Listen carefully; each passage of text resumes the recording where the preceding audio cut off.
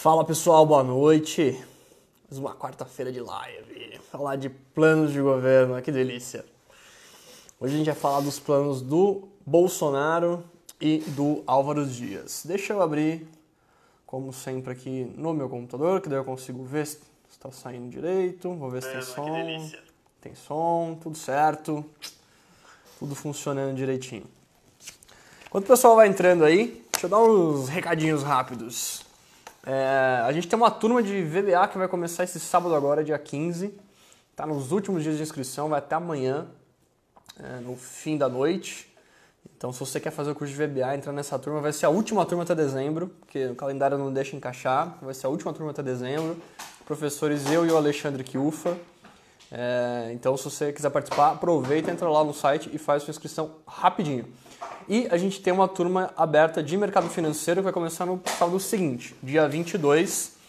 Então, se você quer participar dessa turma, também vai ser a última turma, provavelmente até o ano que vem.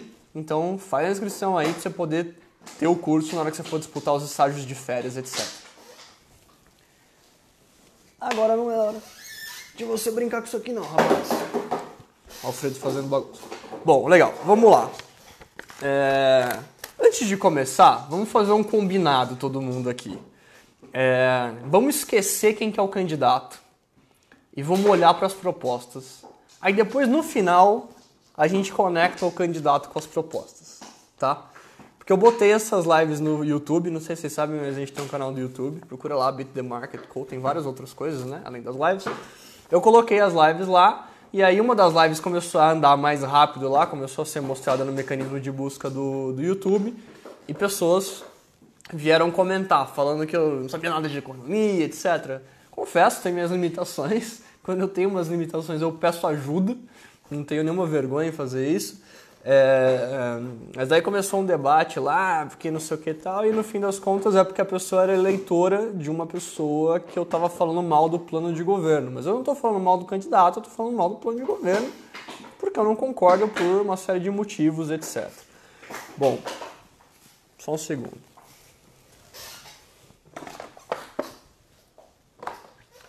Alfredo fazendo arte. Beleza. Então vamos fazer esse combinado. A gente dissocia a proposta de governo do candidato e depois no final a gente volta a fazer a conexão entre os dois para ver se faz sentido aquilo lá ou não. E faz como sempre, aí vai deixando para mim comentário que eu vou tentando responder tudo que eu souber responder, tá? Começar com o Álvaro Dias. Eu tô com o plano de governo aberto aqui, tenho mais anotações e eu vou falando um pouquinho das duas coisas, tá? O Álvaro Dias, ele tem 3 compromissos que ele colocou lá no começo do documento dele. Renovação de ideias e pessoas na política. Acho que é um mote meio que tá sendo muito falado, né? As pessoas estão cansadas da forma como foi feita a política. A gente está numa situação econômica ruim, com muito desemprego, as pessoas estão inadimplentes, enfim. A gente sabe o que está acontecendo. Corrupção pra caramba, uma sensação de impunidade, de certa forma. Candidato preso tentando concorrer à eleição para presidente, enfim. Tem uma série de coisas aí. Então essa história de não, porque a gente vai renovar a política, porque a gente vai fazer diferente, etc. É uma conversa que está bem sendo falada aí o tempo todo, né? Então Álvaro Dias não foi diferente. A primeira coisa que ele escreveu no documento dele aí foi isso, né? Conduta moral de todos os membros do governo e garantir a conduta moral. É de novo um discurso aí anticorrupção, né? Tentando mostrar que vai ser um governo mais austero nesse sentido de ilegalidades, corrupção e etc. E gestão impecável dos recursos e serviços públicos. Então ele está falando de renovar as ideias, mudar a forma como se faz política, garantir conduta moral das pessoas, que fazem parte do governo, ou seja, alguma coisa que minimize corrupção, e gestão de recurso e serviço público de forma eficiente. Então vamos usar melhor o dinheiro e os recursos que a gente tem. E aí ele dividiu o plano em 19 metas com 3 pilares principais. Então tem 3 pilares e as 19 metas estão distribuídas nesses 3 pilares. E aí ele fala que o plano é 19 mais 1. E aí depois eu explico por que é esse mais 1 aí, tá? Quais são os 3 pilares? Demandas sociais, ou seja, atender as demandas sociais da população, que eles chamam de sociedade. Crescimento sustentável, que ele fala que é a economia, garantir crescimento sustentável, acelerado e sustentável. E reforma política, que é das instituições, fazer com que as instituições políticas passem a funcionar melhor. Legal. E aí, tem algumas coisas aqui que ele cita logo no início do documento, são busca de melhores práticas internacionais de gestão, abertura comercial gradativa, recuperação e aumento da infraestrutura e desenvolvimento de tecnologia interna. Então, ele tem um discurso bem assim de melhorar a gestão, melhorar a eficiência, ou seja, temos recursos limitados, vamos tentar fazer o melhor possível com esses recursos limitados. Uma transição para uma abertura de mercado, ou seja, tem consciência do impacto que você teria se você fizesse uma abertura de uma vez no mercado, e aí propõe uma abertura gradativa. Eu tenho dúvida se a abertura gradativa funciona ou não funciona, se causa menos impacto, mais impacto. Tá? Eu realmente não sei avaliar isso, acho que é alguma coisa para se pensar. Ele fala muito de infra no programa inteiro dele, muito de infra. E de desenvolvimento de tecnologia interna. Então ele quer abrir o mercado para trazer capacidade da gente se desenvolver. Ele quer que a gente consiga, por exemplo, importar equipamentos que são importantes para você fazer pesquisa de ponta e coisa do tipo, quer que as empresas se tornem mais competitivas internacionalmente falando, e ele cita muito um gap de infraestrutura que a gente sabe que existe mesmo, né? Então são coisas aí que ele fala durante o começo. Aí tem um diagnóstico no início que ele fala que a gente tem muito desemprego, a gente tem uma saúde doente, a gente tem uma segurança ineficaz, os fundamentos econômicos capengas, ele foi bem bonzinho aqui, né? A Constituição está envelhecida, e esse é um ponto importante aqui do programa dele. A educação está desqualificada e o ambiente é anti-empresa e anti-investimento. Então, desemprego muito alto, coisas básicas como saúde e segurança muito ruins, a gente tem uma economia que não sustenta todo o resto, e a gente tem uma Constituição que não representa mais a sociedade, e a gente tem um ambiente que dificulta muito o empreendedorismo, a inovação, a abertura de empresas, etc. E isso tem a ver com a parte de economia capenga que ele fala, né? E aí, o Álvaro ele fala um negócio que é o mais um do plano dele, que é o seguinte: revisão da Constituição. Ele propõe uma nova fundação da República, praticamente, tá? Da Constituição. Então ele fala que o brasileiro tem o direito ao progresso que ele sonha e a esperança em tempos de felicidade precisa ser resgatado e etc. Cara, assim, sendo bem pragmático, me parece aquele discurso que cola com a população que está insatisfeita. Então é meio, vamos jogar umas palavras bonitas aí de coisas que as pessoas desejam e com as quais elas vão se identificar. E isso vai trazer empatia, vai trazer uma forma da gente estar falando a mesma língua, né? Meio blá blá blázão, que a gente já tá ligado. E aí, os 3 pilares, vamos lá. Sociedade. Ele tem eu vou passando pelo plano de governo, porque ele vai botando uns números aqui que eu achei importantes de falar. E aí, assim, sendo bem sincero nessa parte de pilares dele, dos 3 pilares e das 19 metas, eu achei um plano muito agressivo, utópico, tá? Meio...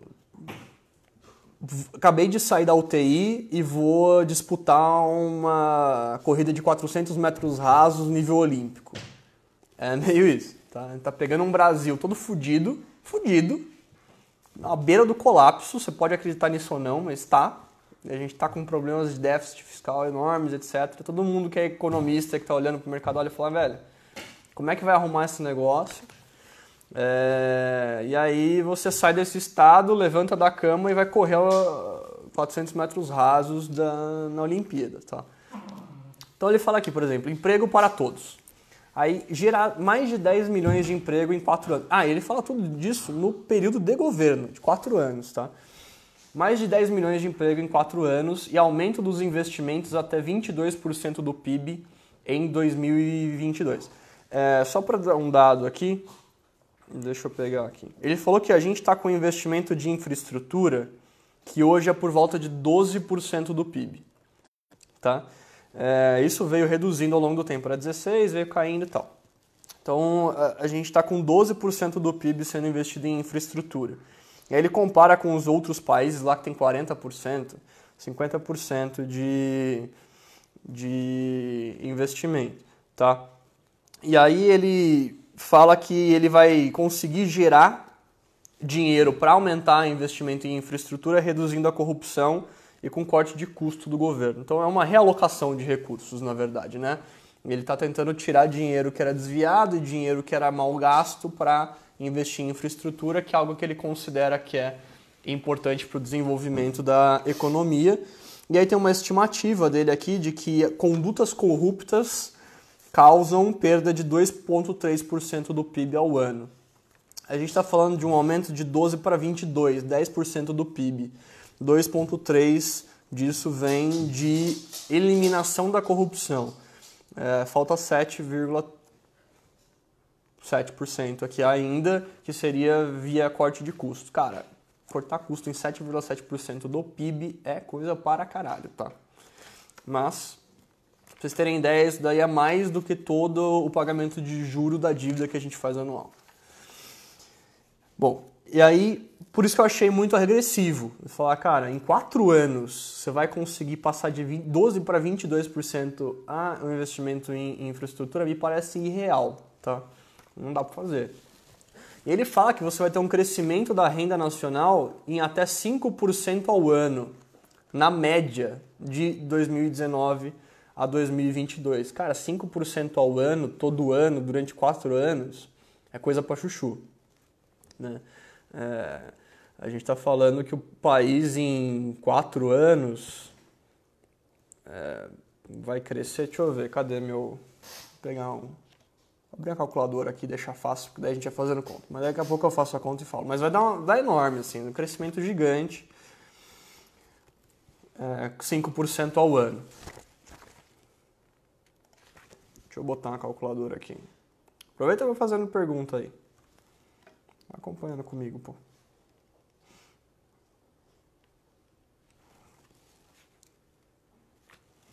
Ó, vamos ver. Cadê o bicho aqui?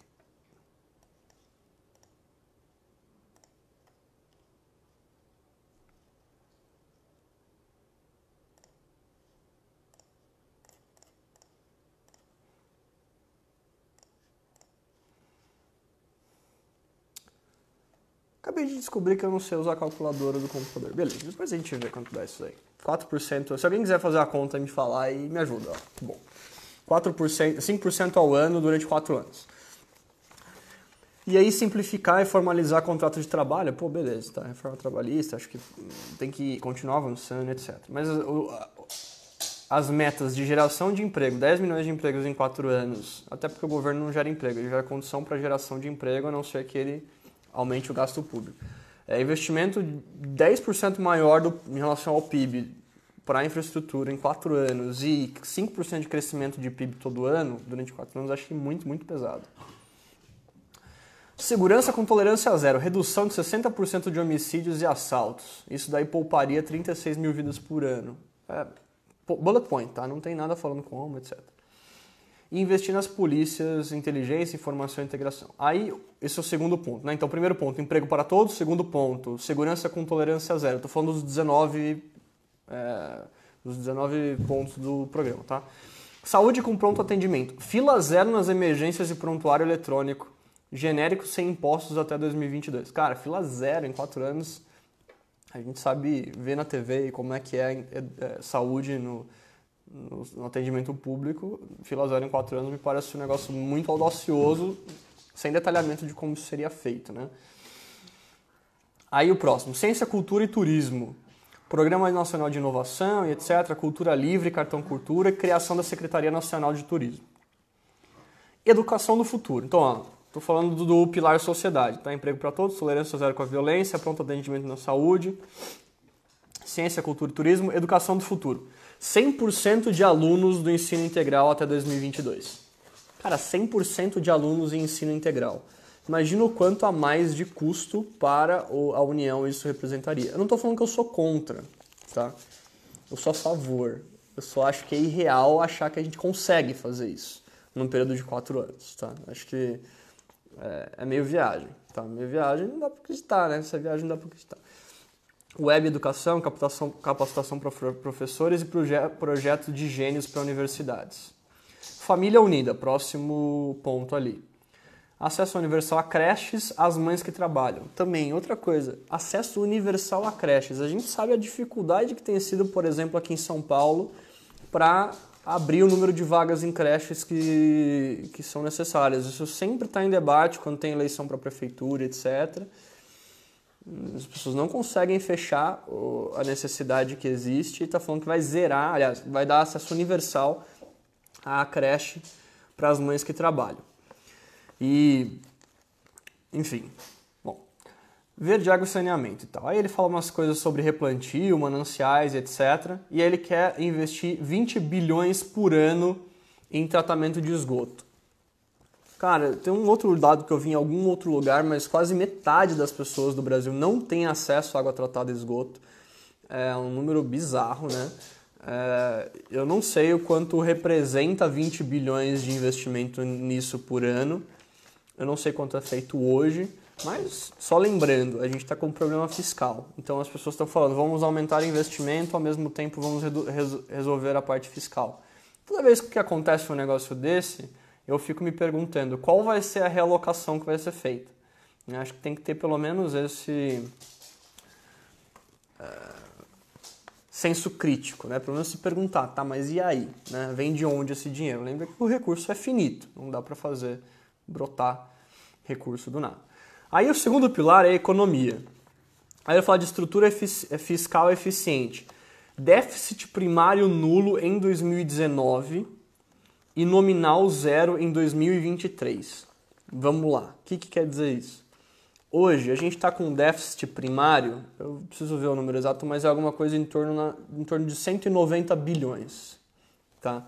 180, 190 bilhões esse ano de 2018.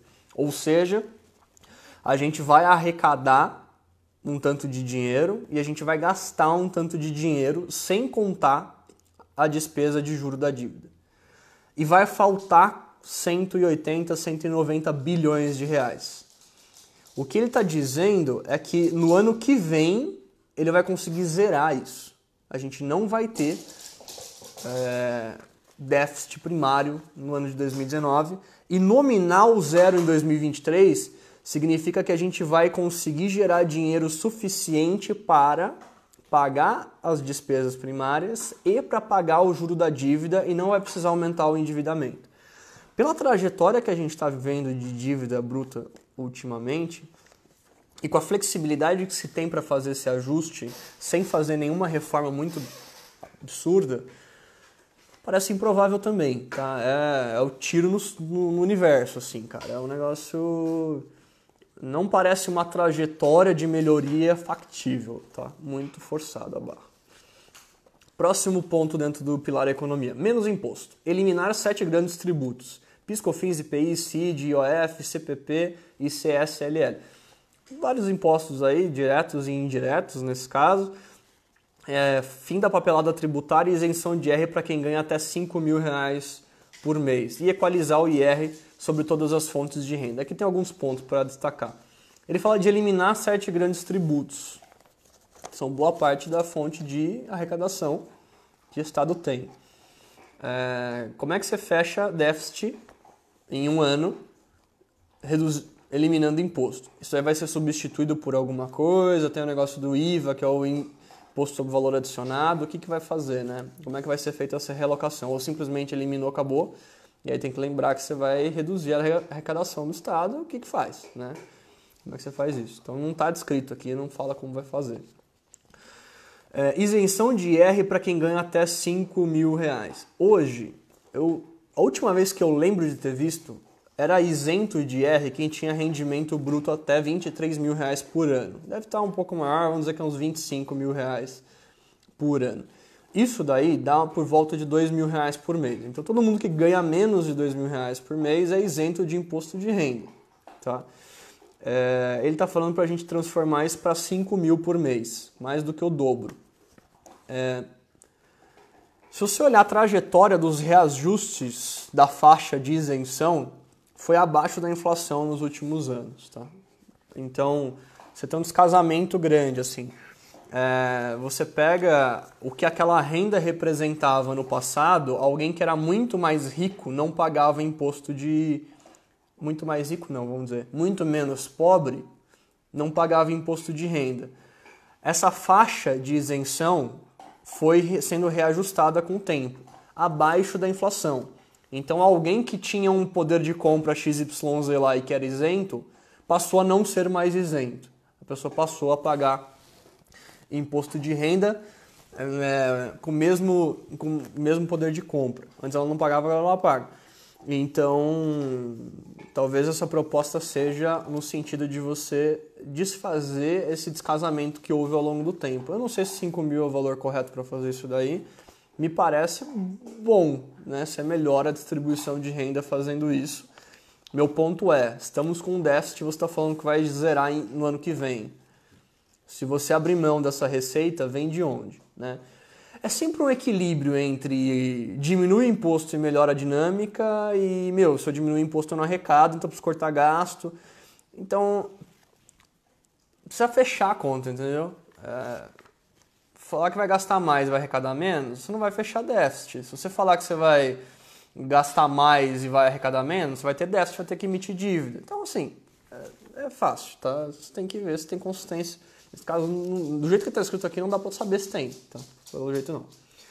Equalizar o IR sobre todas as fontes de renda. Isso aqui é um negócio importante. Por exemplo, você pega alguém, eu não lembro as faixas, tá? Mas sei lá, você pega alguém que vai trabalhar, analista júnior no mercado financeiro em algum lugar. Cara, provavelmente você vai pegar a faixa de IR mais alta, 27,5, tá? Ela é gradativa, 15%, 17,5%, 22,5% e tal, 27,5%. Isso é o que você paga de imposto sobre a renda. Empresa paga imposto de 34% se você somar o IR com o CSLL. O IR é mais ou menos uns 25%. Só que tem outras coisas, por exemplo, o ganho de capital, que cobra 15%. Então você tem impostos diferentes para fontes de renda diferentes. Dividendo é isento e assim vai. E isso acaba fazendo com que você tenha incentivos para ir para uma fonte de renda ou para outra. Então, por exemplo, imagina que eu posso ir lá e destinar meu dinheiro para um capital produtivo, abrir uma empresa. Eu vou apurar um lucro, vou pagar 25% de IR, mais 9% de CSLL e 34%. Na hora que eu trago isso para a pessoa física, pago meu prolabore, eu vou pagar 27,5% em cima desse negócio. Se eu fizer um investimento em capital, por exemplo, emprestando dinheiro para o governo através de título público, eu pago 15%. Então, talvez eu prefira emprestar dinheiro para o governo do que fazer um investimento numa empresa. Né? Acho que é um ponto a ser estudado. Tá? Acho que é um ponto a ser estudado para ver que tipo de incentivo você vai criar para cada fonte de renda que você tem. Aí o próximo ponto é capital para a previdência social. Antes de continuar, tô indo pro 10º ponto já dos 19. Alguém quer perguntar alguma coisa? Tá muito pé no saco. Vamos ver se... Toda live eu falo isso, né? É um assunto meio chato, porque assim, é muita ponta para fechar. Tem muita inconsistência nos planos. Muita coisa falta dado. Então, não dá para confiar na informação. Fica um negócio meio advogado do diabo, né? Você vai tentando achar brecha, achar coisa que não faz sentido. Eu não sei se eu estou ajudando alguém a tomar alguma decisão, a entender melhor como essas coisas funcionam. Então vai falando comigo aí para eu saber.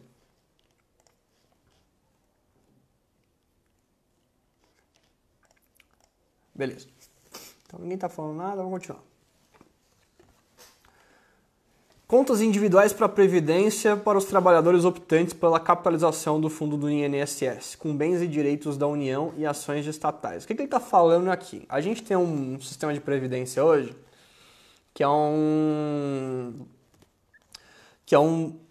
Boa, valeu, Luizão, vou continuar.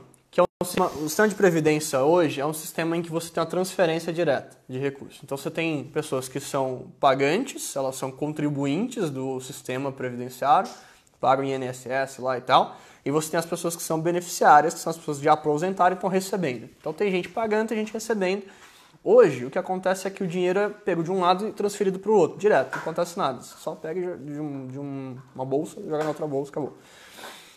Em outros países, e é algo que acontece, por exemplo, numa previdência privada, você vai depositando dinheiro enquanto você é contribuinte e esse dinheiro é alocado em ativos. Você investe em coisas que vão trazer retorno para garantir que você vai ter o dinheiro para receber no final. É como se você fizesse a sua poupança e começasse a investir em ações, em renda fixa, etc., para ter dinheiro na aposentadoria. É a mesma coisa, tá? E o sistema do Brasil não é assim.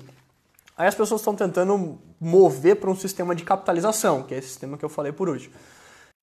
Porque fazer a transição de uma vez para outra não tem como, vai faltar dinheiro, e mesmo fazendo uma transição, provavelmente vai faltar dinheiro. Então, as pessoas estão tentando arrumar mecanismos para fazer essa transição. E aí o que ele fala é que você poderia optar por ter uma conta de capitalização na hora que você vai começar a sua previdência. Então você vai entrar no mercado de trabalho, você escolhe qual que você quer. Eu acho esse negócio meio furado, na real.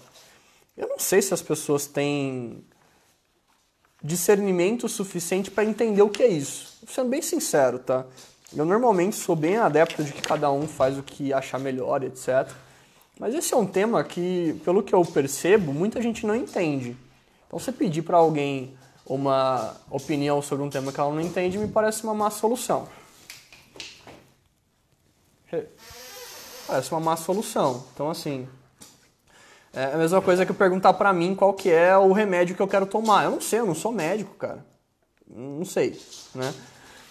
Então, sei lá. Mas essa tentativa de ir para um sistema de capitalização parece legal.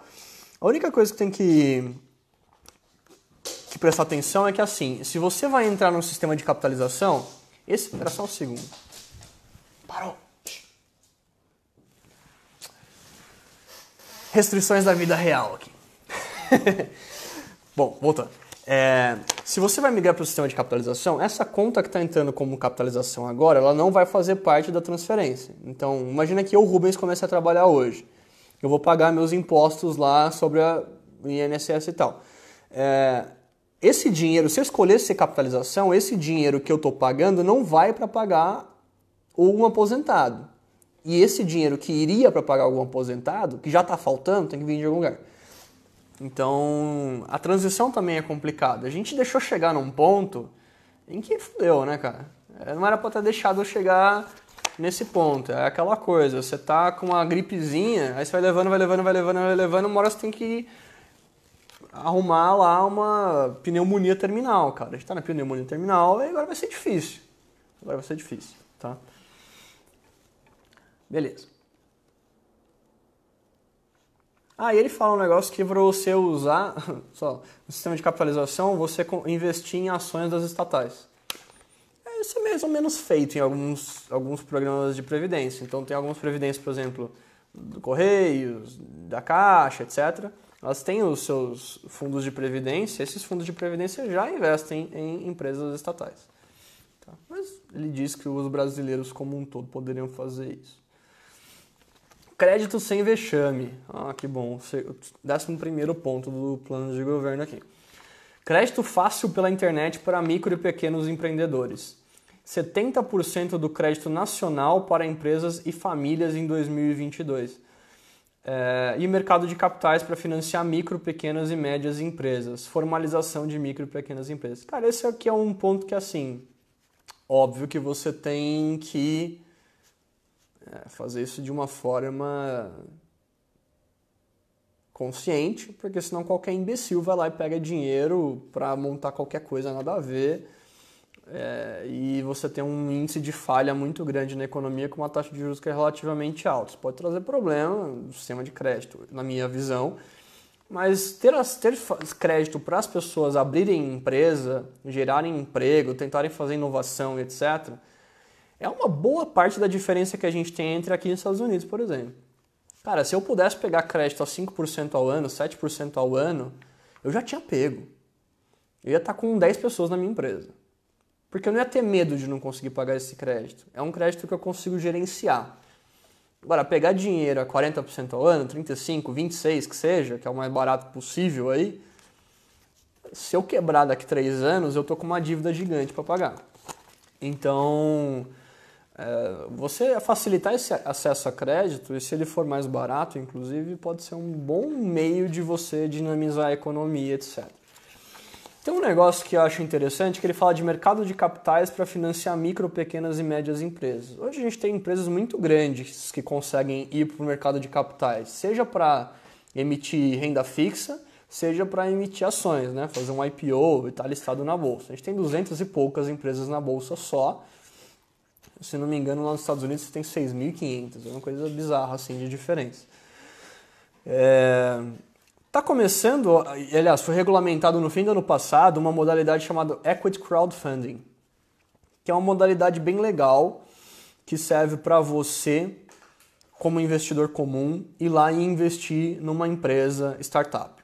Então, tem algumas plataformas, Equiseed, como é que é? Start Me Up, tem algumas que estão surgindo, foi em agosto do ano passado, se não me engano, que teve a regulamentação pela CVM. E aí essa empresa fala, olha, eu quero captar 2 milhões de reais e eu vou abrir 10% de participação, ela coloca lá na plataforma, as pessoas têm que fornecer uma série de informações, a plataforma é responsável por validar essa empresa, fala, não, essa empresa é de qualidade, ela pode fazer esse negócio, e aí qualquer pessoa pode ir lá e investir nessa empresa, nas cotas que ela determina, e passa a ser sócio, entra no contrato social e tal. Um puta de uma modalidade legal. E as empresas estão conseguindo tomar dinheiro. Teve uma empresa que eu vi recentemente, esses dias aí, semana passada, essa semana, chama Horus. Ela conseguiu captar 2 milhões de reais via Equity Crowdfunding. É uma empresa que faz drone e software para você fazer gerenciamento de produção agrícola. Então você monitora lá o pasto ou a plantação via drone, ele gera uma série de mapas para você no software e tal, e cara, puta de um negócio legal e que teve acesso a 2 milhões de reais através de um equity crowdfunding.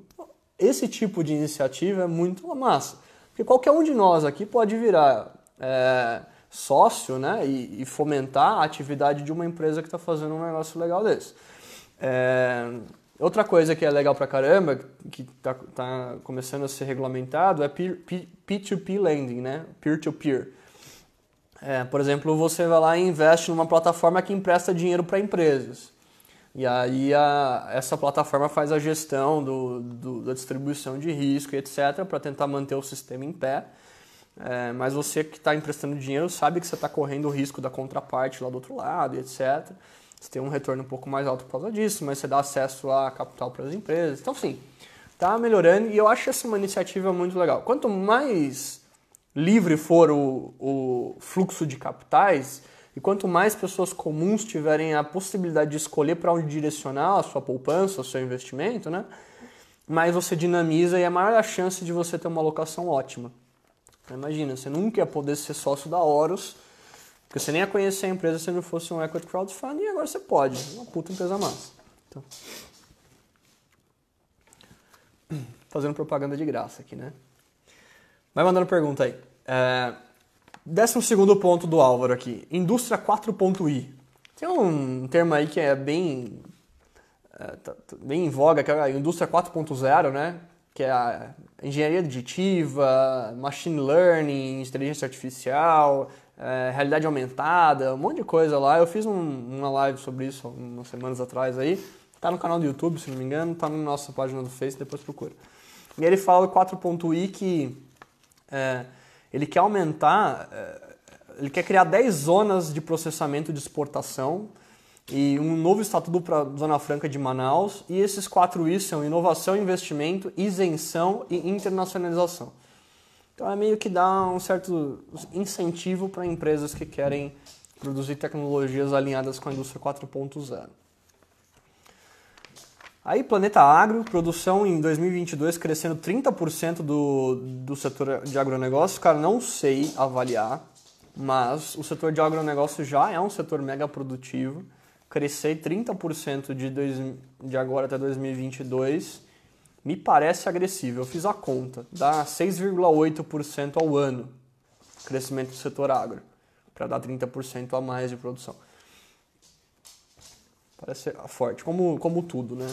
Um chute na lua lá. Ficaram o dia inteiro deitados, agora quer fazer um estardalhaço. 14. Infraestrutura para o século XXI. Eu gosto disso, cara. É aquela frase que pega, né, velho? É o bordão lá, é a frase do para-choque. Eu gosto. Vamos lá. Mais 60% de infraestrutura implantada até 2022. Investimento de 1,2 trilhão. Fim dos lixões até 2022 e redução do custo de transporte de carga de passageiro em 50%. Bicho, aí é o New Deal do Brasil, né, cara? É pegar todo o dinheiro que sobrar aí, 22% do PIB, enfia lá em infraestrutura e vamos aumentar a infraestrutura em 60%. Eu acho que a gente precisa de fato investir em infraestrutura. Só me parece agressivo demais para quem está com déficit de 180 bilhões de reais por ano. Déficit primário, né? Se a gente pegar lá o déficit nominal, dá quase meio trilhão de reais por ano. Aliás, isso eu acho que é um ponto importante de falar. As pessoas, elas confundem muito estoque com fluxo. O que é isso? Imagina que você tem lá uma... Vamos pegar uma casa, a sua casa, você, seu salário. Vamos falar que você ganha 4 mil reais por mês. Vamos supor, tá? 4 mil reais por mês líquidos, tem na mão lá 4 mil reais. As suas despesas mensais são de 5.500. Pagar aluguel, comida, etc. Não fecha a conta. E você já tem uma dívida de, digamos, 15 mil reais. Mais ou menos a situação do governo, tá? Se você pensou, o que eu vou fazer? É isso, tá? É isso que a gente tá sentindo. Para, Alfredo.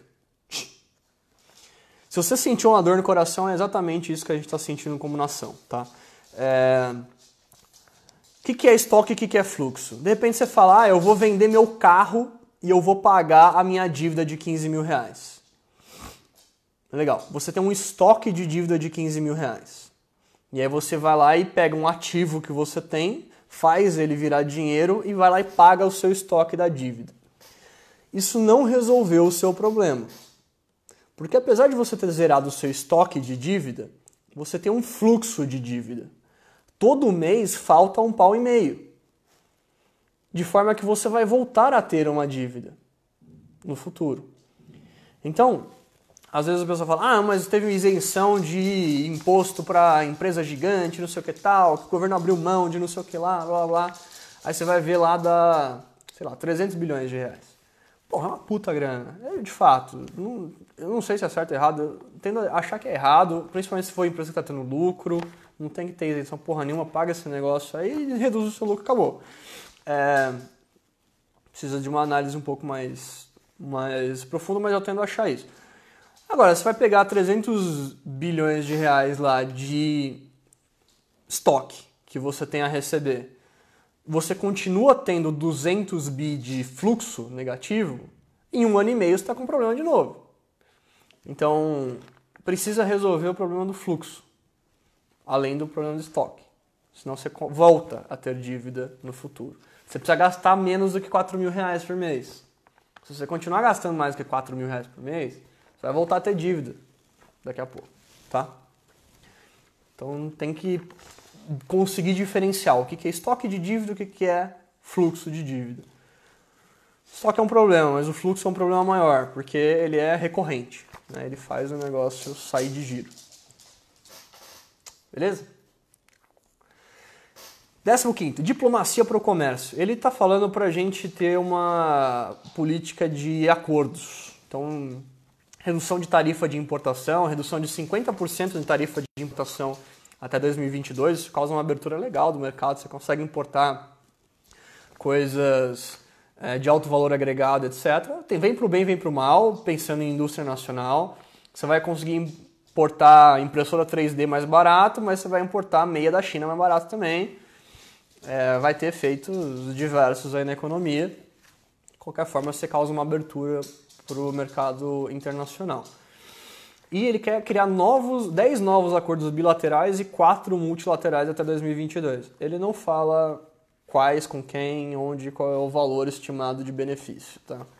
Mas 10 novos acordos bilaterais e 4 multilaterais até 2022 para integrar o Brasil no comércio exterior.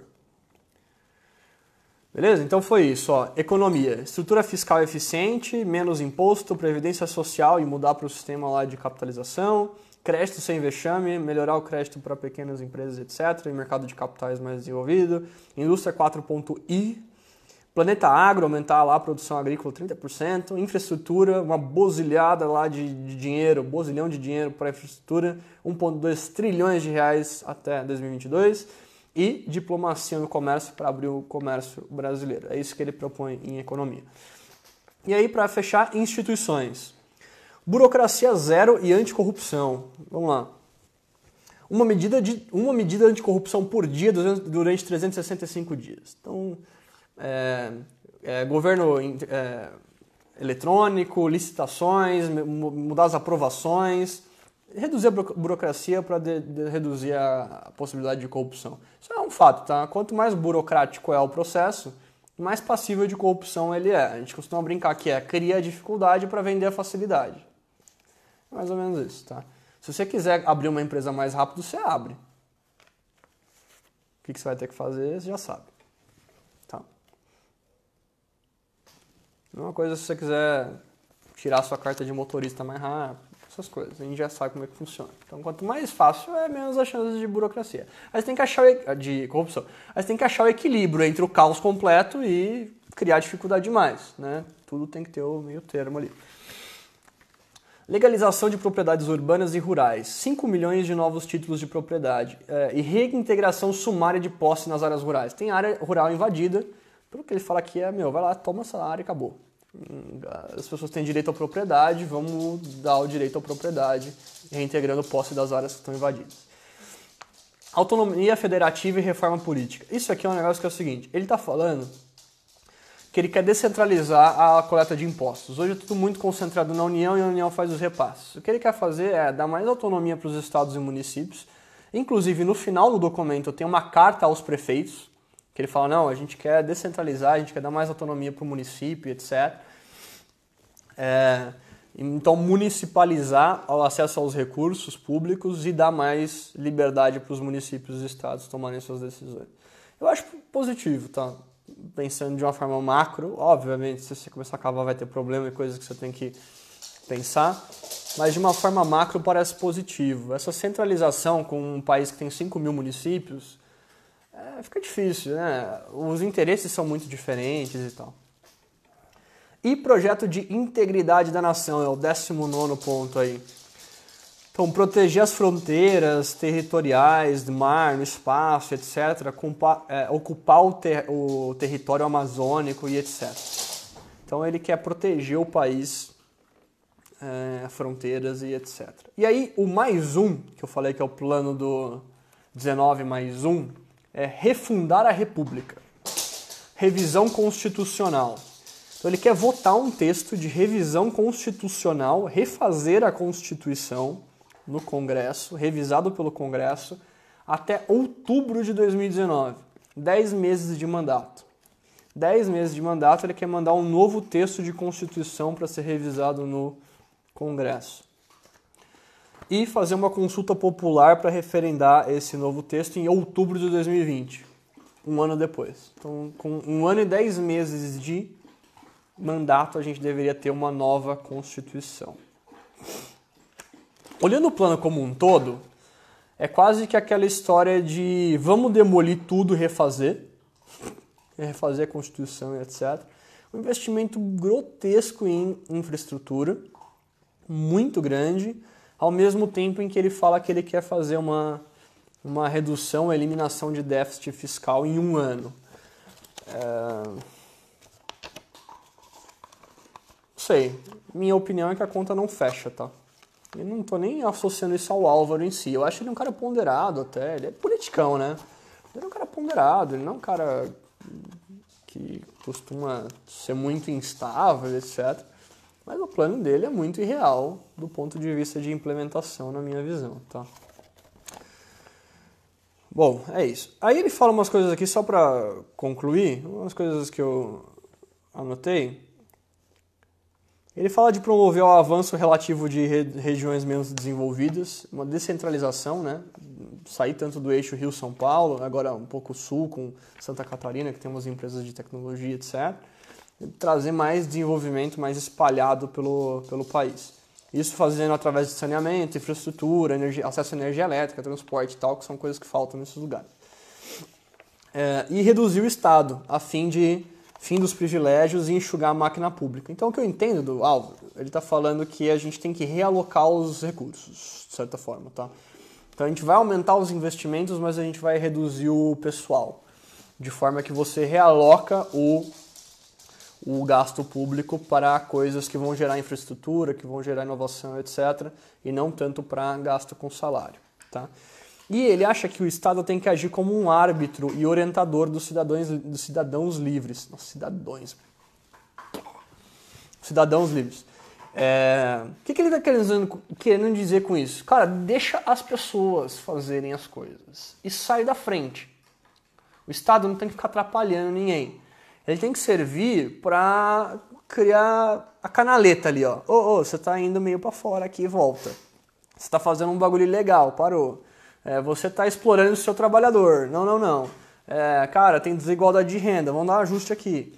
Então ele fala de liberdade econômica e liberdade das ações das pessoas e o Estado servindo como dar apoio para isso, né? Gerando condição para fazer essas coisas. Tá? Só acho o plano econômico muito não possível de ser feito.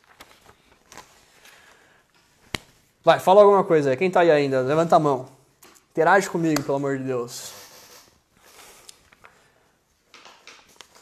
Antes da gente ir pro Bolsonaro. Nossa, tem o Bolsonaro ainda. 1 hora de live já. Sim, não, sim? Concordam, discordam? Alguém quer dar uma opinião? Quer fazer alguma pergunta? Tic-tac, tic-tac. É fantasia. Me falaram que chama fantasia pra... Bom. Ninguém fala nada, eu vou fazer um merchan aqui, aproveitar. Pra quem estiver assistindo depois, você vai ter que assistir o merchan porque ninguém falou nada. Então só lembrando, ó, tem curso de VBA que vai começar esse sábado, dia 15. Entra lá no link, faz sua inscrição, porque vai ser a última turma que a gente vai ter até dezembro. E se você quer fazer o curso de VBA e está preparado para isso aí, entra nessa turma agora, porque não vai ter mais até dezembro lá na turma intensiva. E tem uma turma de mercado financeiro que está aberta para o dia 22. Aos sábados vai ter 3 professores, eu, o Kiufa e o Marcos. Então você vai ter possibilidade de conversar com bastante gente diferente, a interagir com profissionais de áreas diferentes. E vai ser a última turma do ano, provavelmente, tá? Porque o calendário tá cheio de feriado, etc. Então a próxima provavelmente só vai ser em janeiro, na intensiva que a gente vai fazer das férias, beleza? Se quiser estar pronto para, no começo do ano, procurar estágio ou estágio de férias, entra aí na turma. Não vacila, vai acabar o tempo de inscrição. Luiz Felipe, posso perguntar uma coisa sobre o plano do PT? Pode. Eu não li ainda, tá? Mas se for uma pergunta bem específica que eu consiga saber o cenário, eu tento responder. Manda bala.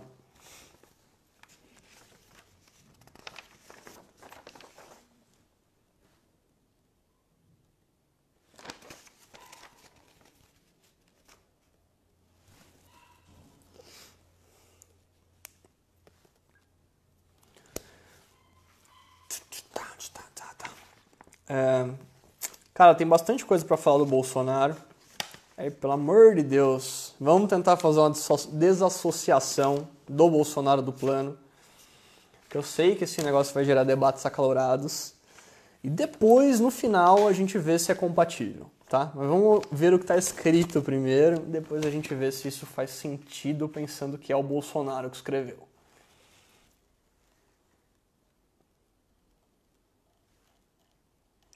Variação de reservas. Cara, pergunta aí. Vamos ver se eu consigo responder. Se eu não conseguir, a gente fala na próxima semana que a gente vai falar do plano do PT.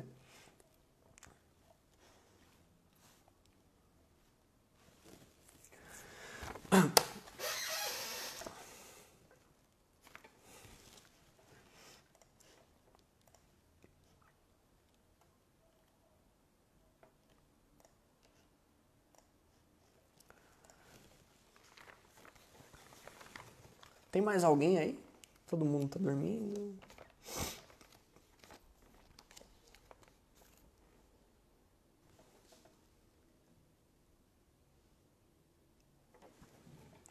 O que é a reserva? Pode-se fazer uma redução de reserva em 90% para se retomar o investimento público. Redução de qual reserva? E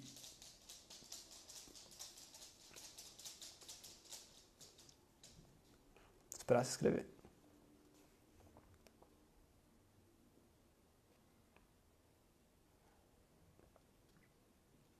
Eu não li o plano, eu não sei que reserva que é, cara. Reserva de moeda estrangeira? O que é? Ah, reserva cambial.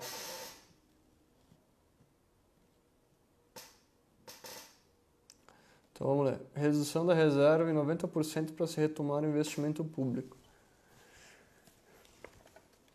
Eu vou tentar responder, mas assim, toda vez que entra nesse negócio de fluxo de capital é mega complexo, tá? Tem balança comercial, balança de investimento direto, essas coisas afetam o câmbio, o Banco Central atua através de reserva, etc.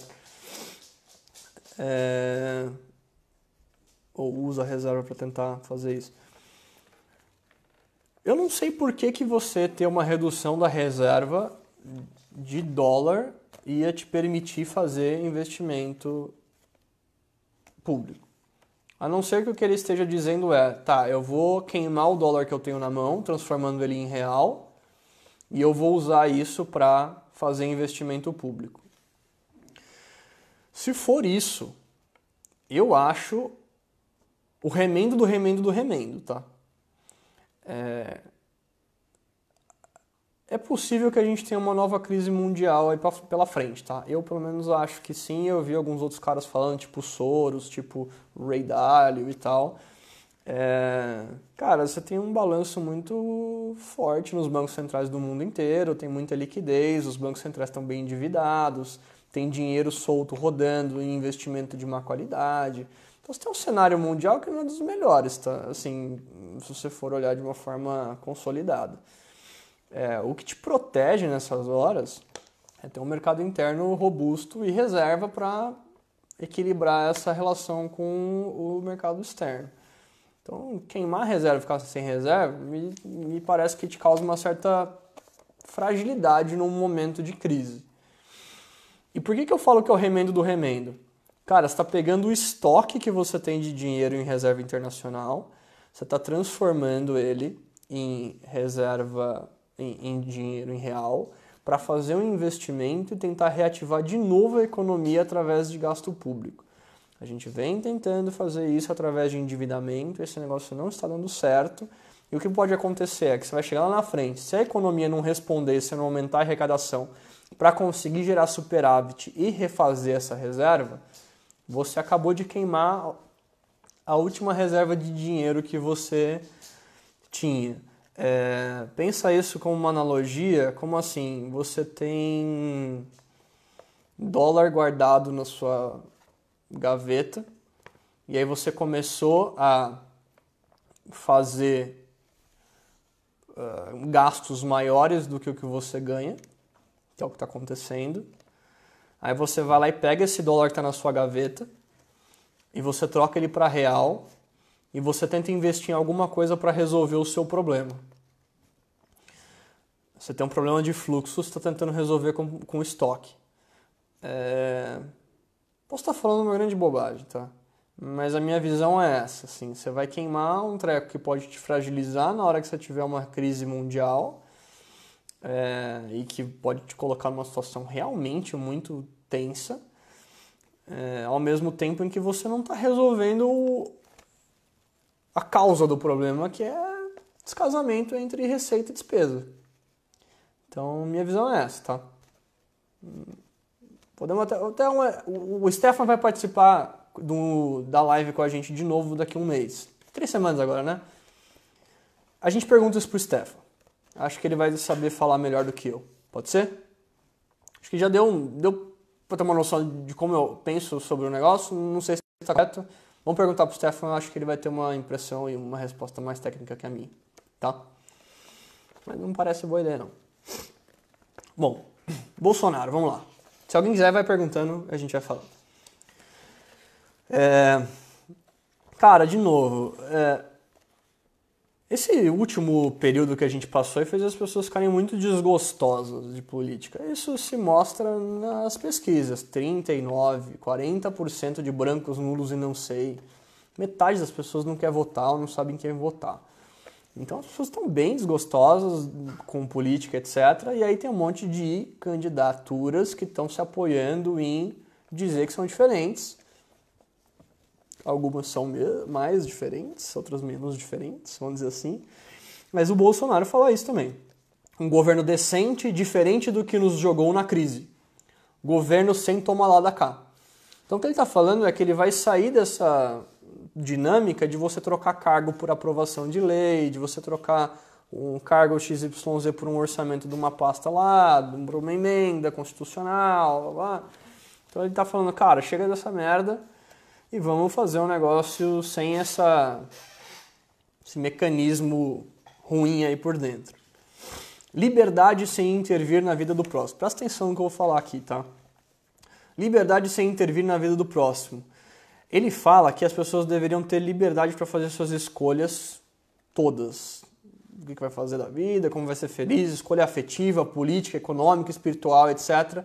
E que todo mundo deveria ser respeitado desde que não interfira na vida do próximo e respeite a lei. Então deixa as pessoas fazerem o que elas acham que é adequado, desde que elas não prejudiquem a sociedade como um todo e desde que elas respeitem a lei. E ele é bem enfático nisso no plano inteiro, tá? Respeitar as leis. Existem regras para reger como a coisa deveria se comportar. Podemos questionar se elas são boas ou não, mas elas existem e, enquanto elas existem, elas deveriam ser respeitadas. Um negócio que acontece às vezes quando você está trabalhando no mercado financeiro, por exemplo, numa área de risco. Eu vou dar um paralelo aqui com uma situação dessa. Imagina que você tem lá um gestor de patrimônio de uma estratégia. O cara faz volatilidade, o cara faz ações, etc. Previamente, todo mundo sentou junto e definiu que você pode ter uma exposição máxima por empresa de 6% do patrimônio. A exposição máxima por setor é 12% do patrimônio. O máximo que ele pode ficar de alavancagem ou de exposição bruta é 1,8 vezes o patrimônio. Todo mundo define um monte de regra lá, vamos dizer. O máximo que você pode ficar com delta hedge aberto é X% do tamanho da posição. E aí algum gestor vai lá e desrespeita a regra que foi definida. O que a área de risco ou a área de compliance tem que fazer? Chega lá nesse gestor e fala, adeque-se à regra. A gente sentou antes e combinou que a gente ia fazer assim assado. Ah, mas eu não concordo. Eu estou convicto dessa minha opinião, eu quero manter essa posição fora do limite. O que você, como área de risco ou compliance, tem que fazer numa hora dessa? Se você não concordava, você tinha que ter falado antes, para começar. Se você não falou nada, a gente pode sentar e discutir a regra. Não tem problema. Mas primeiro, você vai entrar na regra. Então enquadra primeiro na regra, depois a gente conversa. Eu acho que essa é uma boa forma de você pensar. Em relação à lei também. Não tem essa de, tem uma lei, mas foda-se, não vou respeitar. Cara, a gente vive num ambiente de representação. Você votou em alguém para te representar, as pessoas foram lá, votou uma lei, a lei existe. Você concorda ou não? Porra, tem um monte de lei que eu não concordo, nem por isso eu desrespeito. Você tá entendendo? É isso que é viver em sociedade. Se cada um for fazer o que quiser, não precisa ter lei. Cada um faz o que quiser. Beleza. Aí ele fala de defesa da propriedade e defesa das escolhas pessoais. Isso aqui é um outro ponto que ele fala muito aqui, defesa da propriedade. Brother, eu trabalhei, eu conquistei, eu comprei meu relógio, eu comprei meu celular, eu comprei minha propriedade, eu comprei minha casa. É meu, brother. tenho que ter o direito de proteger isso daí. Ninguém tem o direito de tomar uma terra minha, ninguém tem o direito de entrar na minha casa, ninguém tem o direito de tomar o meu celular, e etc. Não deveria me conformar com isso. Tá? Beleza, vamos passar aqui.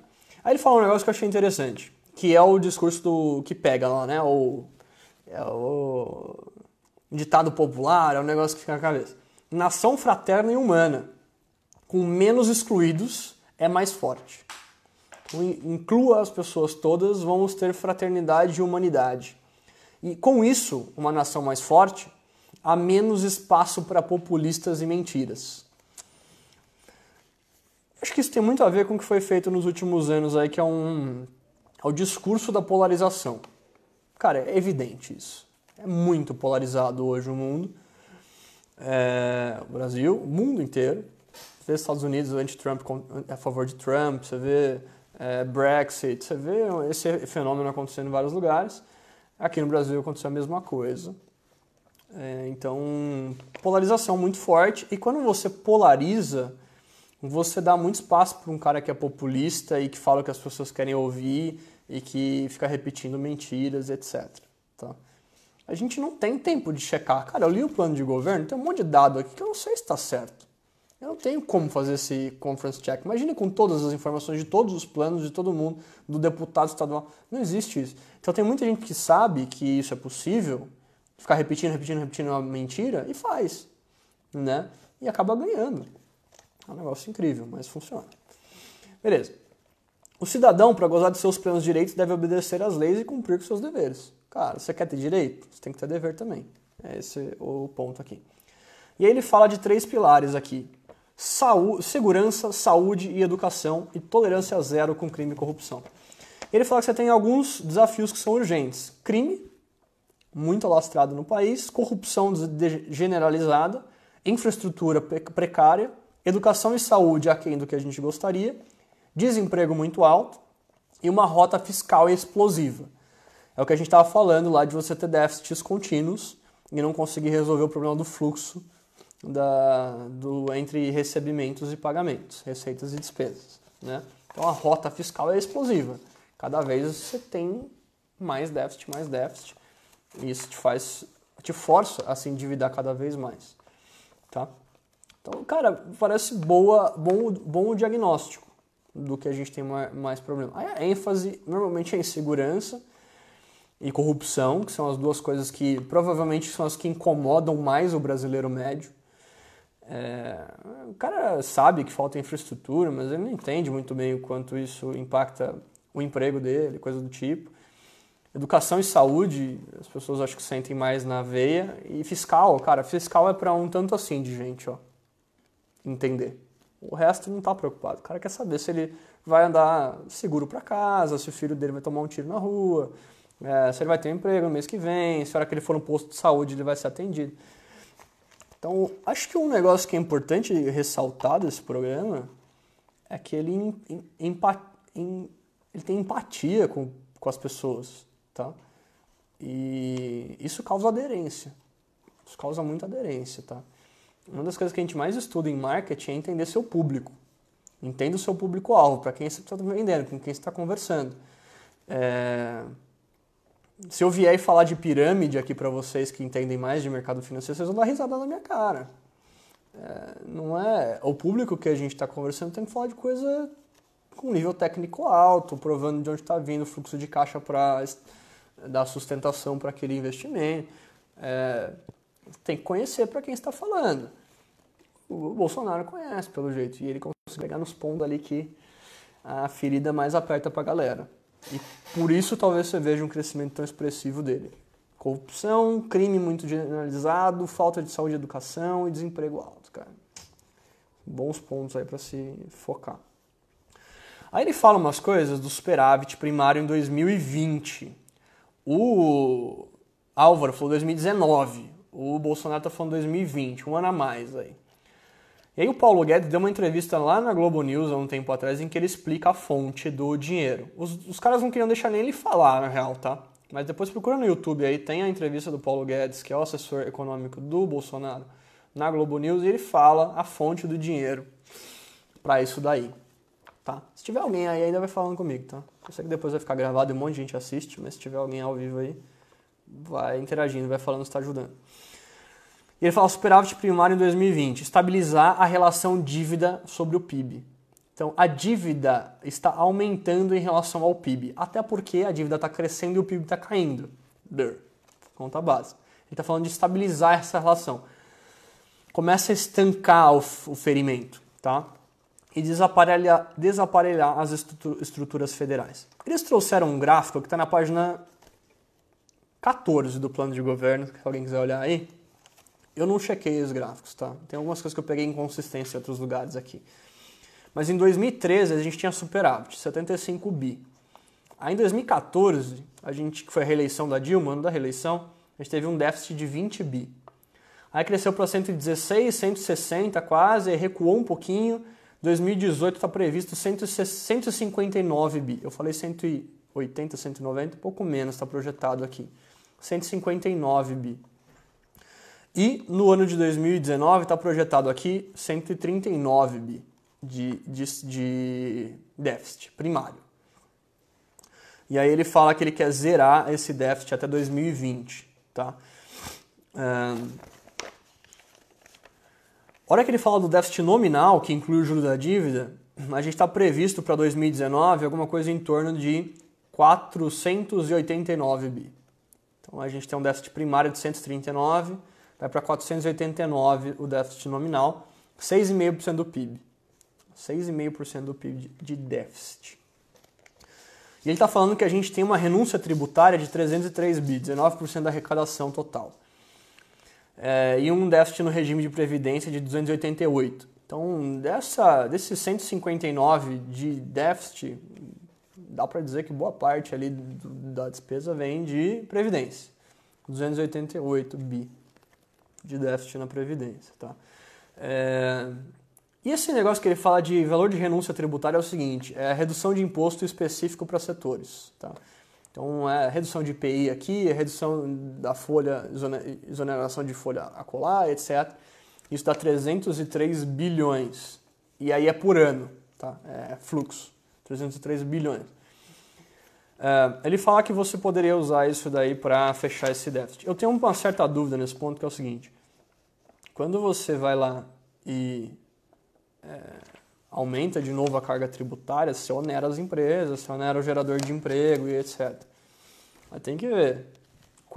Às vezes você aumenta o percentual de arrecadação, ou seja, você aumenta a alíquota total de imposto, só que você reduz o PIB. Aí tem que ver qual que é o balanço, se vale a pena ou não vale a pena. A ideia acho que é uma boa você ir voltando ao normal, ou pelo menos realocar a coisa toda para tentar tornar mais eficiente. Mas uma paulada de tentar arrecadar 300 bi a mais no ano através de tributo, talvez cause um efeito ruim aí, não sei, tá? O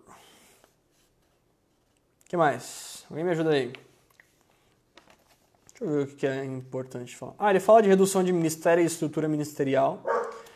Isso é fonte de loteamento de cargo, né? Ministério é indicado pelo presidente, pelo governo que está no poder, e as pessoas dão cargo em ministério. Você pega o Ministério do Turismo, você pega não sei o quê, e aí você pega o Ministério da Cultura, que não tem mais, né? Para lotear cargo e fazer coligação, aquela coisa toda que a gente já conhece. Então reduzir isso, para ele, é uma forma de você combater a corrupção. Você tem menos abertura, menos lugar para você lotear cargo, e isso vai reduzir as negociações lá, o balcão de negócios com cargo político. Tá. E aí ele propõe um orçamento base zero. Eu falei sobre isso, eu acho que era o plano do... Foi um dos primeiros. Era o plano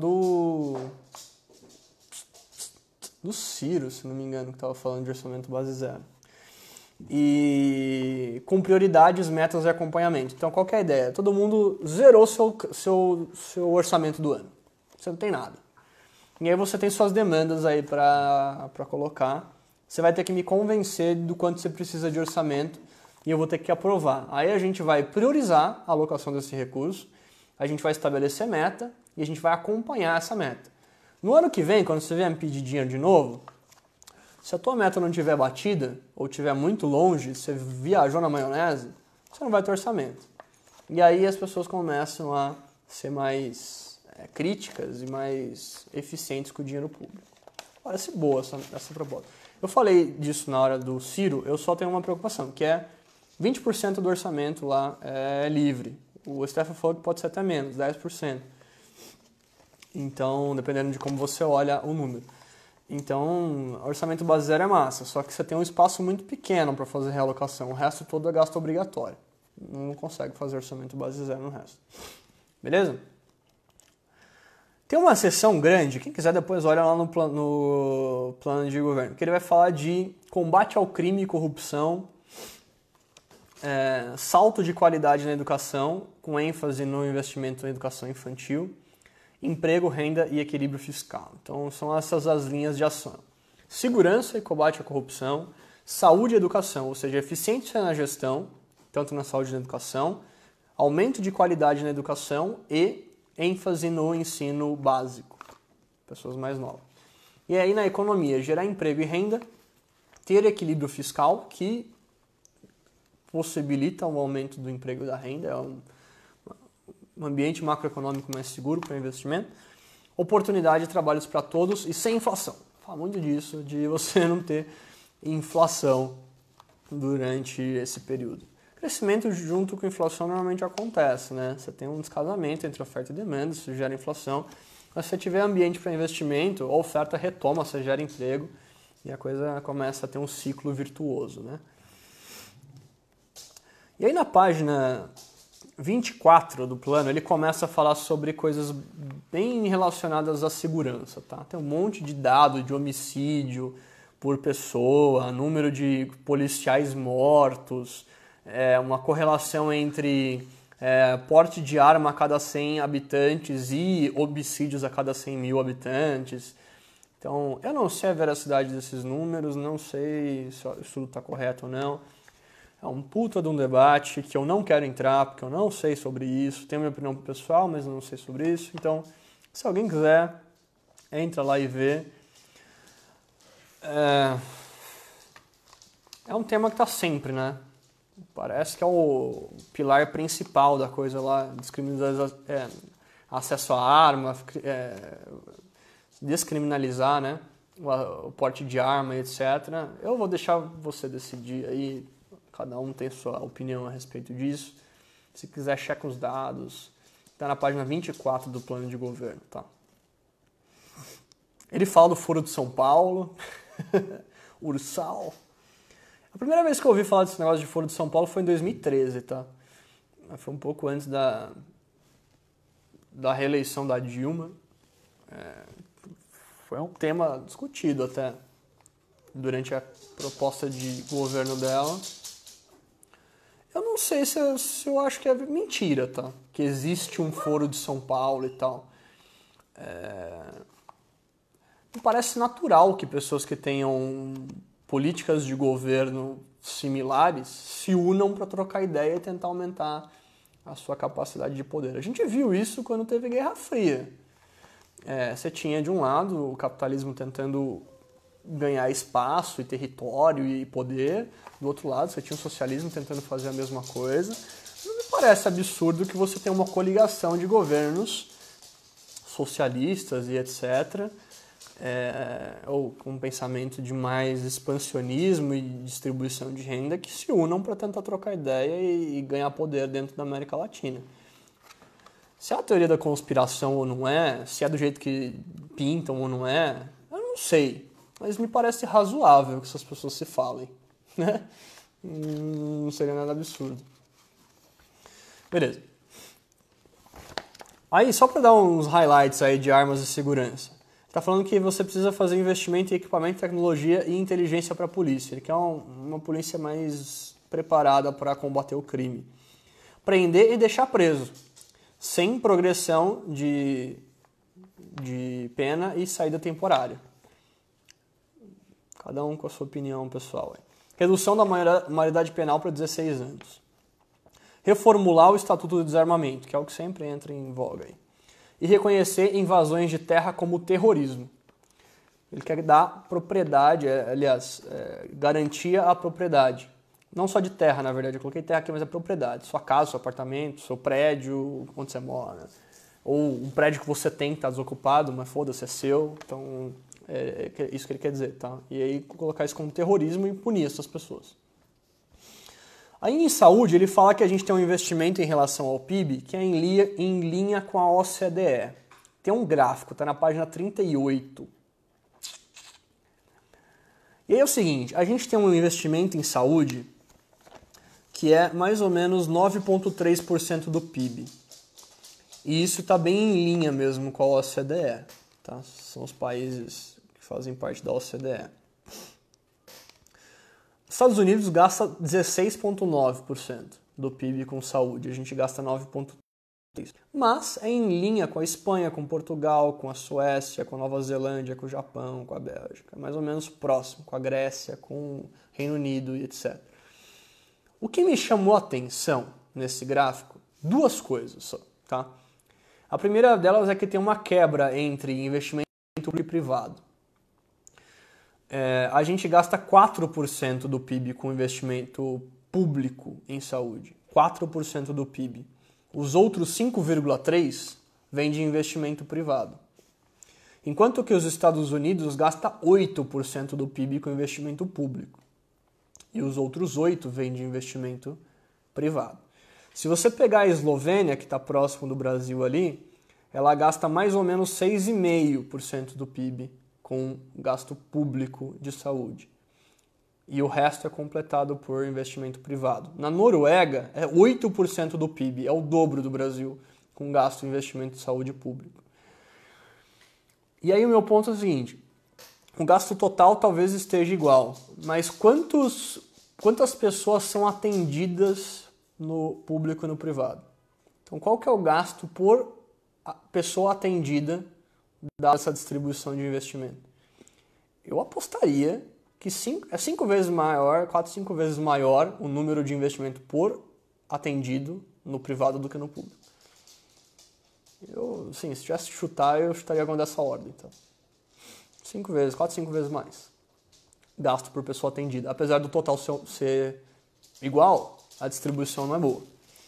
Tá? Outra coisa é que não tem o gasto total por habitante. Né? A gente está sempre olhando em relação ao PIB, que, ok, é o quanto você está gastando em relação ao quanto você, entre aspas, produz ou arrecada. Tem uma relação entre PIB e arrecadação. Você está tentando ver mais ou menos o quanto você gasta em relação ao quanto você produz no país, que tem a relação com quanto você arrecada. Agora, cara, vamos dizer que 9,4% de investimento da Eslovênia em relação ao PIB igual ao Brasil é bem desigual. 9,3% do PIB da Noruega investido em saúde é bem desigual. Porque o PIB per capita da Noruega é muito maior do que o nosso. Então, fica uma comparação bizarra. Por exemplo, você pega os Estados Unidos, 16% em relação ao PIB, já é muito maior. E o PIB dos Estados Unidos é muito maior que o nosso. É muito, 5, 7 vezes maior. Eu nem sei quanto tá, mas... Então, na hora que você vai pegar o investimento por pessoa atendida no sistema de saúde, talvez o cenário não seja tão bom assim. E no plano ele está falando que a gente tem investimento de acordo com os melhores países do mundo, etc. Não sei se é verdade. Em relação ao PIB pode ser. Investimento por pessoa, não sei. E aí teria que quebrar esse número para ver. A distribuição entre privado e público não é bom e tem que ver se essa comparação é justa, dado que você tem países que têm um PIB per capita muito maior e, portanto, vão ter um investimento por pessoa atendida muito maior. Tem que ser crítico na hora de olhar os dados, né? Na hora que você está lendo o gráfico. Aí eu vou passar para a educação, em que ele fala uma outra coisa que também me incomodou, que foi o seguinte. A gente tem 5,9% do PIB investido em educação, tá? Se você pegar, deixa eu ver. O México tem 5,2%, que é um pouco menos. Deixa eu ver. Canadá, 5,3%. Estados Unidos, 5,2%. Puta, verdade. A gente gasta um certo tanto do PIB com educação que é parecido com os países de primeiro mundo. Inclusive, isso é uma coisa que eu já falei, tá? E eu estava pensando nisso e voltou para mim essa mesma dúvida.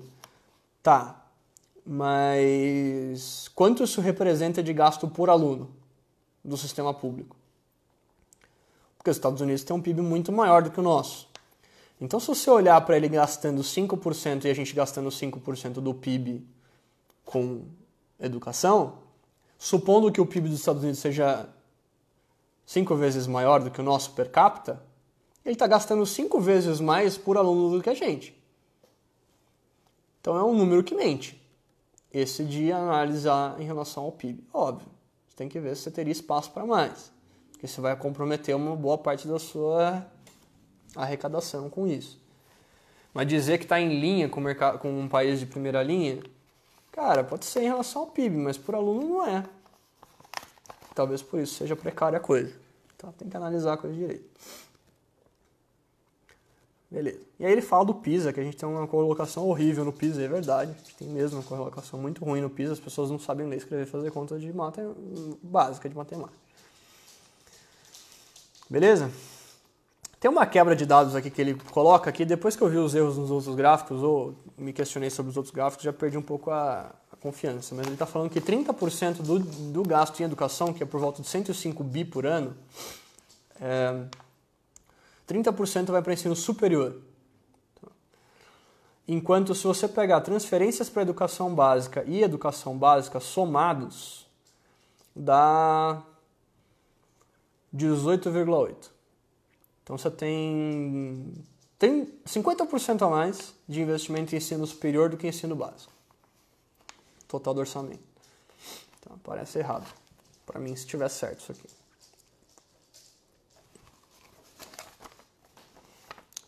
O que mais? Tem alguém sobrevivendo aí ainda? Gustavo tá por aí ainda? Luiz tá por aí ainda? Respondi se você não falou mais nada.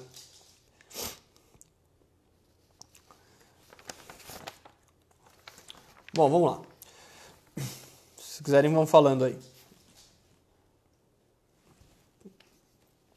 Ele falou que na economia, ele queria criar um Ministério da Economia e o Banco Central. Seriam os dois principais órgãos para reger a economia. O Banco Central politicamente independente, ou seja, toma suas decisões aí baseado nas suas diretrizes de atuação. Mas eu não vou ficar interferindo politicamente nas suas decisões. Você tem lá os seus objetivos, cumpre os seus objetivos. E o Ministério da Economia ia englobar o Ministério da Fazenda, do Planejamento, da Indústria e do Programa de Parcerias e Investimento, além de englobar as instituições financeiras federais. Parou. Então você teria lá o Ministério da Economia, que englobaria uma série de instituições, e o Bacen, o Banco Central independente, tá? Politicamente independente. E aí ele fala muito de você controlar os custos, né? Tentar reduzir os custos com folha do governo para poder direcionar para outras coisas e reduzir a dívida, né? Tentar fazer com que a dívida seja decrescente para que isso possibilite um ambiente macro melhor e você tenha juros mais baixos, juros reais mais baixos, que tornaria a dívida do Brasil mais barata, além de dinamizar a economia, porque se torna o acesso a capital mais fácil. Tá? E aí 20% desse controle de gastos aí para você reduzir o déficit para reduzir a dívida, viria de privatizações, concessões e venda de imóveis desocupados do governo federal.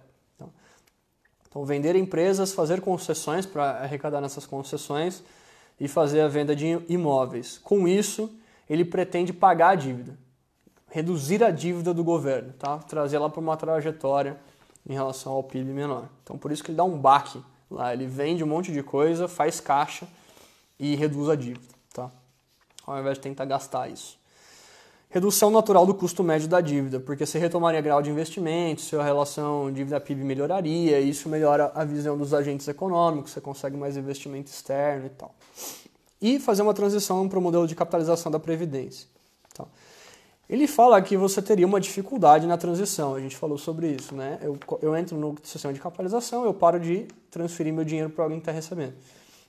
Ele fala que você criaria um fundo de transição para arcar com isso. Não falou de onde vem o dinheiro. Mas teria um fundo de transição com o dinheiro que surgiu do além. Tá?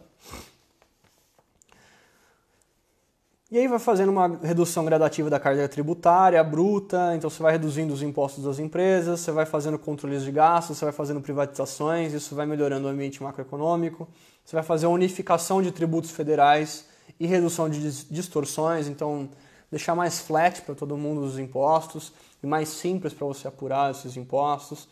Descentralização e municipalização, que é uma proposta parecida com o que o Álvaro tem, deixar mais nas cidades e nos estados, menos concentrado no governo federal. Redução de tributos sobre o trabalho, isso aqui é importante e parece que faz sentido, tá? A gente paga muito imposto sobre o trabalho, não sei se você sabe, mas quando você vai fazer uma contratação de alguém CLT, a hora que você coloca tudo na conta, impostos, INSS, etc., te custa, empregador, por volta de 1,66 vezes o salário da pessoa. Agora que você coloca 13º, férias remuneradas, etc., você tem um equivalente a 13,3 meses de custo total. Então você pega o salário da pessoa, multiplica por 1,66 e depois multiplica por 13,3, você vai ter uma noção mais ou menos de quanto ela te custa. Eu vou pegar isso e vou dividir por 12, só pra gente ter uma noção aí, tá?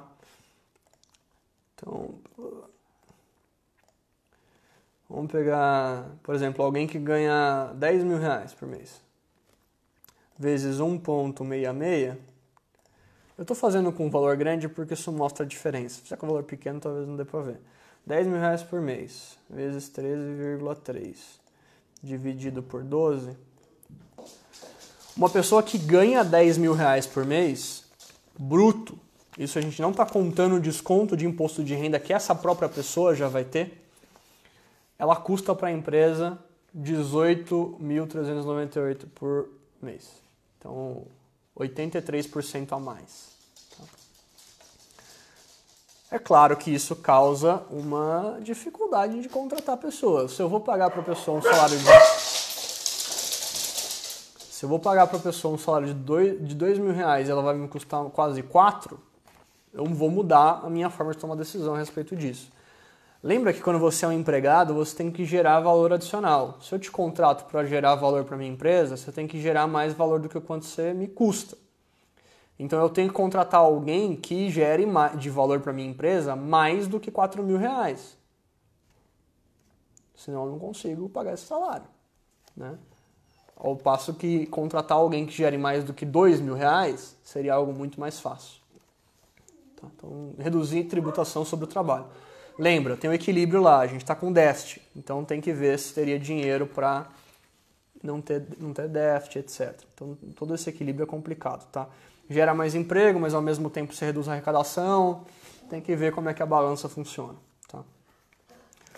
E aí ele fala de umas coisas interessantes, tá? Vamos prestar atenção aqui. Tripé macroeconômico, que foi o que baseou o Plano Real e o primeiro governo do Lula, câmbio flutuante, meta de inflação e meta fiscal, ou seja, ter superávites. E aí ele fala umas coisas de você fazer privatização para reduzir a dívida pública e causar um aumento da competição, porque se deixa o mercado mais solto lá para ele se autorregular. E aí ele fala uns negócios muito loucos aqui que eu acho que vale a pena reflexão. Não tenho opinião formada, tenho uma avaliação muito rasa, que foi o que eu consegui pensar depois que eu li aqui agora à noite, tá? Mas ele fala de você ter um imposto de renda negativo, o que garantiria a renda mínima universal. Então você tem alíquotas de imposto que vão aumentando conforme a renda. O que ele está dizendo é, conforme vai reduzindo muito a renda, essa pessoa passa a ter uma renda extra. De certa forma, isso é o que acontece com o Bolsa Família. Tá? E o que ele está falando é você criar um sistema em que você consiga fazer isso e aprimorar o Bolsa Família. De forma que a pessoa vai tendo renda maior, ela vai pagando imposto. Ela vai tendo renda menor, ela fica isenta. Ela vai tendo uma renda muito, muito baixa, miserável, ela passa a receber do Estado um certo valor lá. Então, uma alíquota negativa de imposto de renda, de forma que você aumente a renda de uma pessoa que está numa situação muito desfavorável ali. Tem que avaliar como isso funcionaria. Mas pode ser uma boa ideia, pode ser uma coisa a ser avaliada, parece, para mim. Tá? Outra coisa que ele fala é que na hora que você vai fazer as privatizações, você coloca o BNDES como funcionando como um IB, um Investment Banking, para o governo. E ele vai tentar garantir nessas negociações de venda um melhor preço possível para o governo. Então ele é um IB atuando como do lado do governo, para tentar assessorar essas operações e fazer com que elas sejam o mais favoráveis possível para a União, incluindo negociação de golden shares nessas negociações. Então, o que acontece quando você tem uma golden share é que você tem no contrato social, você coloca algumas cláusulas que te dão poder. Na hora que você está tendo um deal, sendo bem genérico, você tem duas coisas que são importantes: financials e controle. É isso que você está preocupado. Quem que vai ganhar mais ou menos, pagar mais ou menos, investir mais ou menos? Quanto vale esse negócio? Quanto vale a minha parte? E controle. Quem vai tomar a decisão nessa porra? Então, o governo conseguiria, por exemplo, tendo um número que não é majoritário de ações, ter maior poder de voto. E ele mantém o controle mesmo com não tendo a maioria das ações. Então você negocia Golden Share, traz mais dinheiro privado, mas o governo continua tendo votos que se sobressaem aos outros em determinadas condições. E aí você consegue manter a hegemonia nacional, aquela coisa toda que as pessoas falam. Tá? O governo decide, vamos vender para uma empresa estrangeira. Cara, não, o veto. Você tem esse poder mesmo não tendo o maior número de, tá? Esse tipo de coisa. E aí ele fala um negócio que eu achei muito doido, tá? Que é você ter uma carteira de trabalho diferente. Que você tem a normal, que é a azul, que é uma carteira CLT, e quando você vai entrar no mercado de trabalho, você poderia escolher uma outra. Verde e amarela, que faz com que os contratos individuais se sobressaiam. Então você escolhe, na hora que você vai fazer sua carteira de trabalho, se você quer seguir o regime CLT para você, ou se você quer seguir o regime de que os contratos individuais se sobressaem às leis trabalhistas. Me parece meio Frankenstein, tá? Inclusive, como a CLT é muito mais restrita, provavelmente o empregador vai dar preferência para quem opta pelo outro regime. Então você acaba forçando uma transição para outro regime. Mas dá a impressão de que você escolheu. Então, pode ser um jeito menos trágico de fazer uma medida que já vai ter que ser feita de qualquer jeito em algum momento. Inteligente é a transição, né? Porque o incentivo é completamente diferente. E as pessoas, provavelmente, os empregadores provavelmente vão dar preferência para quem não é CLT, vai ter mais oferta de emprego para quem não é CLT, para quem tem a carteira verde e amarela. Você causa uma transição, você força uma transição sem causar indisposição com as pessoas. Mas, pô, você que escolheu a verde e amarela. Esperto. Está na página 64 do plano de governo, se alguém quiser ver, tá?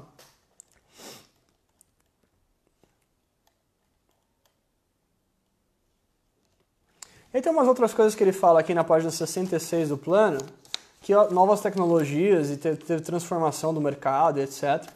Então, você ter o desenvolvimento e fortalecimento do mercado de capitais. Cara, eu dou graças a Deus que todo mundo está falando disso. Quem fez aula de mercado financeiro comigo, ou na BTM, a gente já falou disso N vezes. Cara, mercado de capitais desenvolvido traz bem-estar social.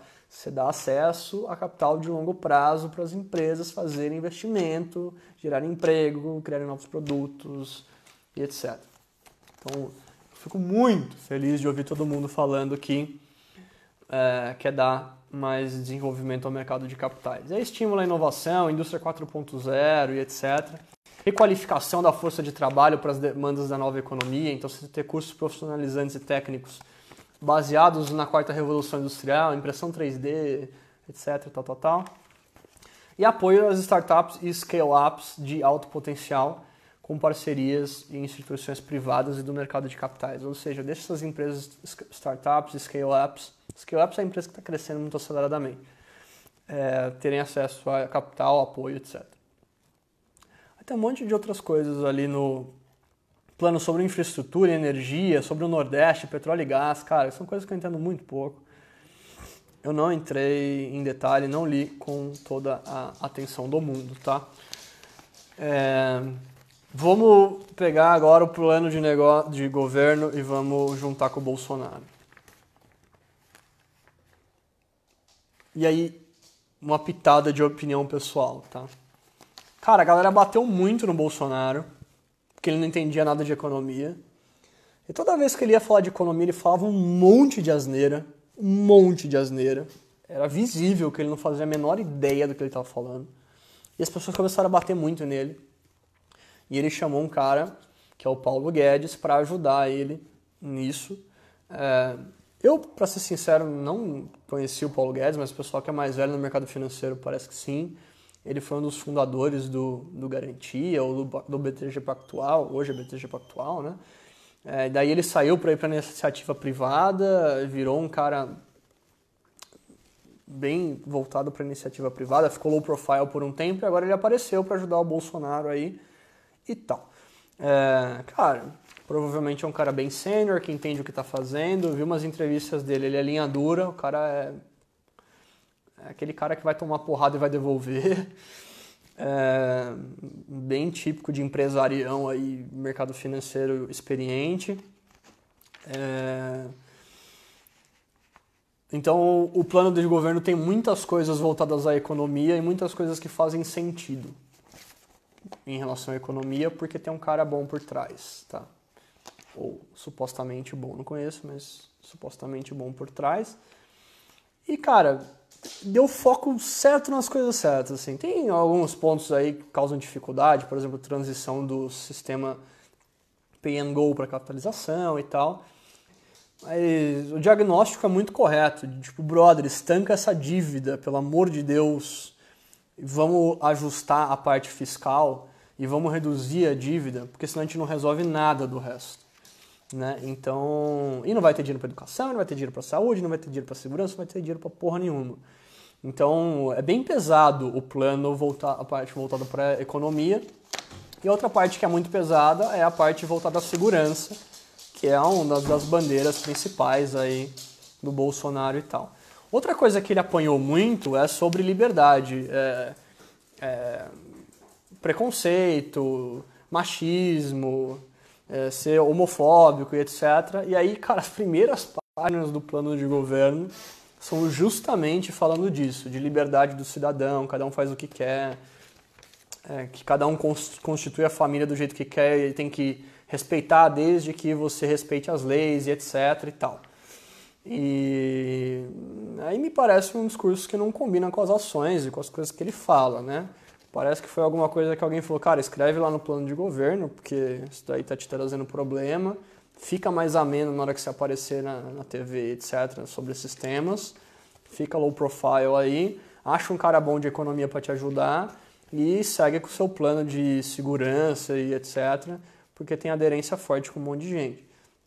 Então ele conseguiu unir umas certas pontas aí e, pesquisa mostra que muita gente está disposta a pagar para ver. Aí eu vou deixar esse julgamento para cada um de vocês aí. Beleza? Foi longo, passamos muito tempo, essas lives estão longas. Depois eu vou fazer uns cortes e vou botar aí pelo Facebook, pelo YouTube, para vocês poderem compartilhar, inclusive. Eu estou colocando as nossas lives todas lá no YouTube. E tem mais duas sobre plano de governo, tá? Tá faltando o Meirelles, o Haddad. Aí tem o Boulos ou o Cabo Daciolo, não sei ainda qual. O do Boulos é muito longo o plano, muito doido. O do Cabo Daciolo, não sei. E tá faltando alguém mais. Meirelles, PT, Cabo Daciolo. Tinha mais um, não tô lembrado aqui agora. Depois eu vou olhar lá, mas tem mais 2 semanas disso. Na seguinte, provavelmente o Stefan volta aí para fazer mais uma live com a gente. Vai fazendo anotações aí, vai mandando nas lives, a gente anota as dúvidas que tiver de economia, porque daí o Stefan fala a visão dele também, acho que pode ser bem legal, porque ele é um cara formado nisso, tem mestrado em economia e tal. Acho que pode ser uma boa forma aí de tirar dúvida. Beleza? Valeu para quem está acompanhando até agora. Cansativo, eu sei. Espero que tenha valido de alguma coisa. Pra mim é mega cansativo também. Eu fico o dia inteiro lendo essa porra. Mas eu espero que ajude vocês a tomarem decisões. Um negócio que é legal é que tem ideias boas e ruins em todos os planos, né? E aí, quando você começa a olhar todos assim, você consegue ver os furos que existem de um pro outro, combinar as ideias boas e a gente começa a ter uma visão mais ampla e mais clara de como que a coisa deveria funcionar, o que funcionaria bem, o que não, e o quanto o discurso casa com a ação e assim vai. Bom, é isso aí. Valeu, boa noite para todo mundo, um abraço.